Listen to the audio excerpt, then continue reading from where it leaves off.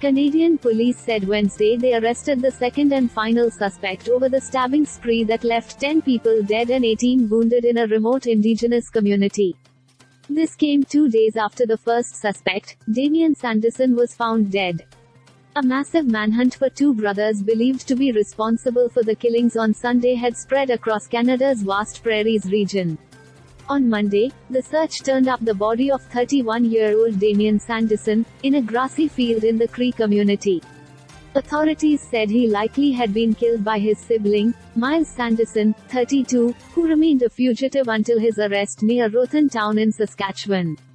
Miles Sanderson is also wanted for breaching parole in May after serving part of a sentence for assault and robbery. With no known motive for the attacks, relatives of victims spoke out on Wednesday about their nightmare and called for answers from authorities. Mark Arcane said the killings that claimed the lives of his sister Bonnie Burns, 48, and her son Gregory Burns, 28, were a horrible, senseless act.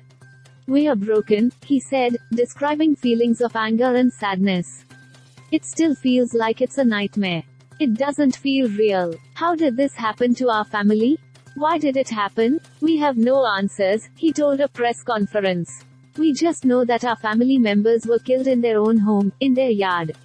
Auckland recounted how his sister had rushed out of her house to help her son, who was bleeding out in the driveway of their home after being stabbed several times.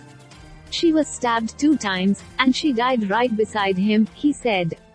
She was trying to protect her son. A neighbor ran over to try to stop the assailants, but she was also stabbed to death, he said. "The family and the community," Auckland added, "has a steep hill to climb, and we are going to climb it together, united." The Saskatchewan Coroner's Service has released the names of the deceased victims, 6 men and 4 women aged 23 to 78 years old. All but one were members of the Cree community. The other was a widower who lived with his adult grandson in nearby Weldon. Several vigils were scheduled for Wednesday evening.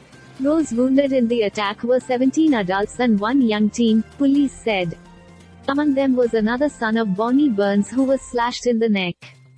Several of the deceased had been identified by families and friends on social media, including a veteran, an addiction counselor, and a mother of 2 who worked as a security guard at a local casino. Police believe some of the victims were targeted and others were attacked randomly. 10 people, some of whom had been airlifted on Sunday, remain hospitalized, including 3 in critical condition, according to the Saskatchewan Health Authority. 7 others have been discharged.